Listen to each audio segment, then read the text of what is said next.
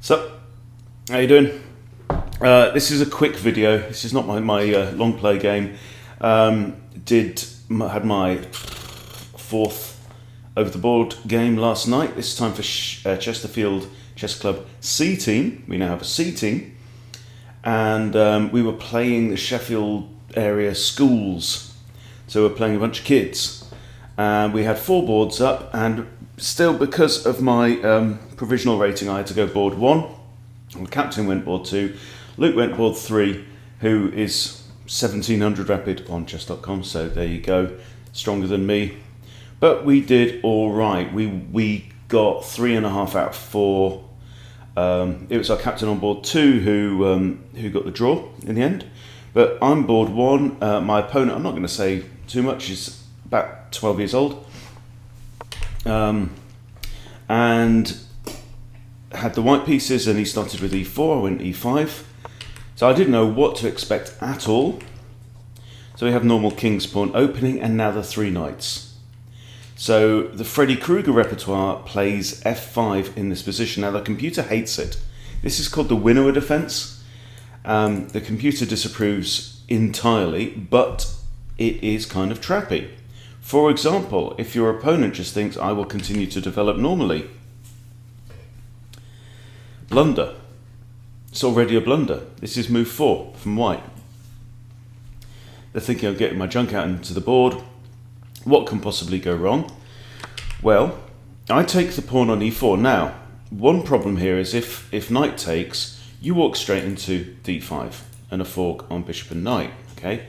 However, my opponent plays this, and this was just too quick. Okay.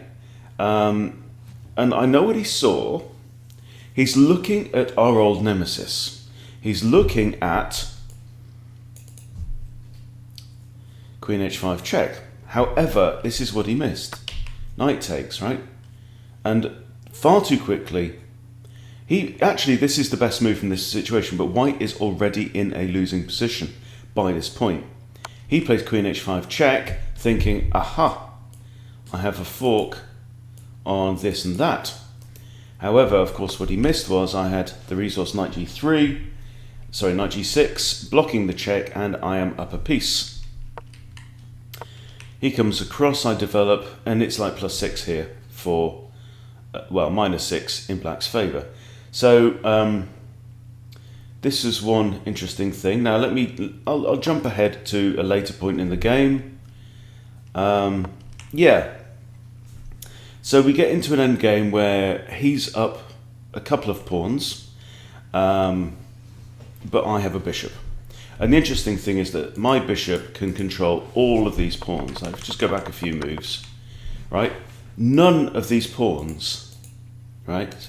Any of you fucking pricks move and I'll execute them, you know. My bishop can execute every fucking last one of them, right? Any of the moves, bang, you're off. Okay. Now, so just over to here. Okay, so this was not good. Okay, now I bring my king in. I think the computer preferred this, but my bishop's got the d pawn handled, right?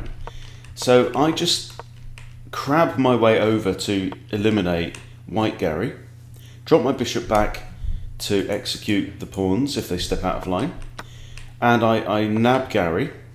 He plays a4.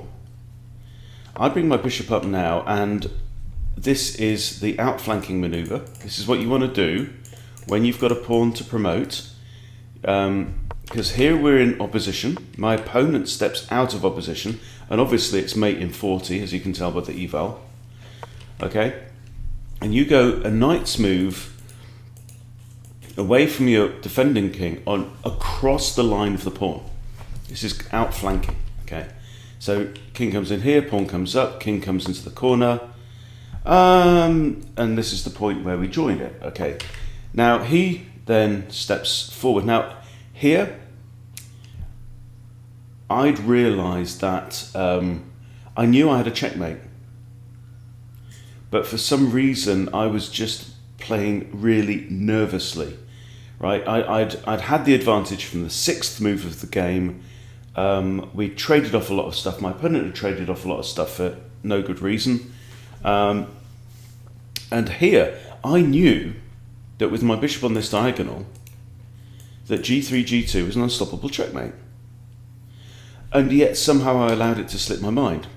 So here, I could have just played g3, d7, g2 is mate. Bishop guards this square, king guards this square, it's all over.